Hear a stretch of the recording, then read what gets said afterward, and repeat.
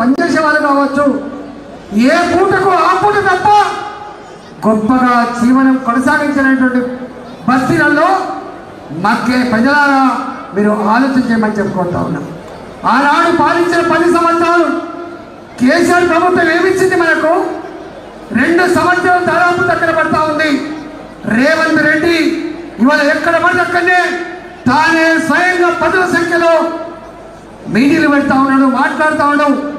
మీరు అడిగిన ఎప్పుడైనా కాంగ్రెస్ పార్టీ నాయకులని మాకు ఇస్తాను కదా, ఎన్నికల ముందు 2500 రూపాయలు ప్రతి పేద ఆడబిడ్డకి ఇచ్చిన వాంఛ అడుగుతున్నారా మీరు? ఇచ్చిన వాంఛ అడుగుతున్నారా మీరు? ఇవాళ ఆటో డ్రైవర్లు మేము బస్సు ప్రయాణంలో మహిళలకి ఉచిత దానికి వ్యతిరేకం కాదు భారతీయ జనతా పార్టీ.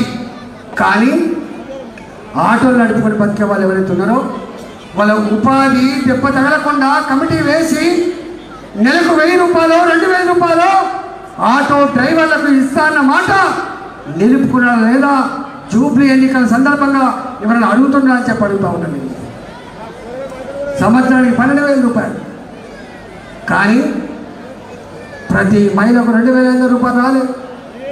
పెన్షన్ పెంచుతా అని చెప్పిండు, మనసుంటే మార్గం ఉంటుందని చెప్పిండు. నా కేసీఆర్ ఎంపీ సార్లు మేము ఇస్తామని చెప్పిండు. ఏ ఇంటికైనా 4,000 రూపాయల పెన్షన్ వచ్చిందా మీరు అడగమని చెప్పి మా ఆడబిడ్డలు అడుగుతా ఉన్నాం. ఇవాళ 6,000 రూపాయలు ఇస్తారని చెప్పిండు, 6,000 రూపాయలు లేదు. ఇవాళ చివరికి మన పిల్లలు, మన దుఃఖం, మన బాధ మన పిల్లలకు రావద్దని చెప్పి ఇప్పుడు ఉపాసం ఉండి కాయకష్టం చేసి మన పిల్లల్ని ఇంజనీరింగ్ చదివిస్తూ ఉన్నాం, మన పిల్లల్ని పీజీ చదివిస్తూ ఉన్నాం, మన పిల్లల్ని డాక్టర్ చదివిస్తూ ఉన్నాం. కానీ ఆ పేద పిల్లలు చదువుకునే కాలేజీలలో ఫీజు ఇస్తున్నారా? ఫీజు రియంబర్స్మెంట్ 2 సంవత్సరాలు ఎగించకుండా పెట్టిండు కేసీఆర్. ఇవాళ వీళ్ళు వచ్చి 2 సంవత్సరాలు అవుతుంది, 4 సంవత్సరాలు అయింది.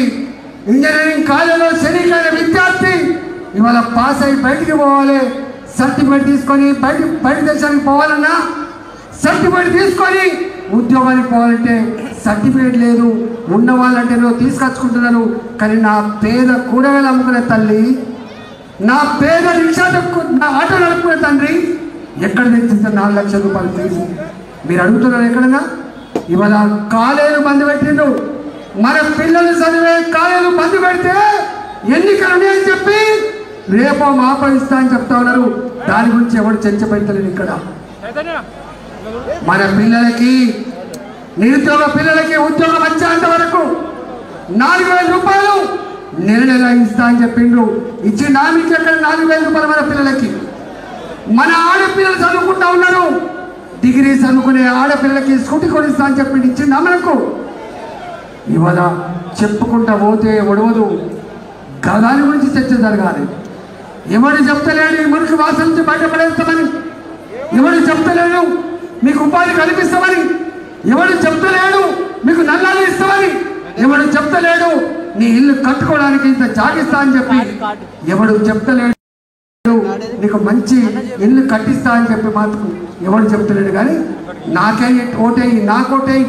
ఇవాళ బస్టాండ్ ఒకడు 2,500 రూపాయలు చొప్పున పంచిండట, మళ్ళీ ఒకడు 1500 1000 రూపాయలు చొప్పున వాళ్ళు పంచుతున్నాడ. ఎవడి అబ్బ సొమ్ము కాదు, ఆలోచించుకోండి. ఇవి ఎవరి అబ్బ సొమ్ము కాదు. నీ హైదరాబాద్లో ఆనాడు ఈ భూములలో పేదల కోసం గుడిసెలు ఎత్తే మనం కట్టుకున్నాము. వాజ్పేయి నగర్, దత్తాత్రేయ నగర్, ఇవాళ అనేక రకాల కాలనీలు వెలిసినాయి. ఆనాడు పేదలకు గుడిసెల కోసం ఇల్లు ఇచ్చిన పార్టీ, ఇళ్ళ కోసం కొట్లాడిన పార్టీ భారతీయ జనతా పార్టీ.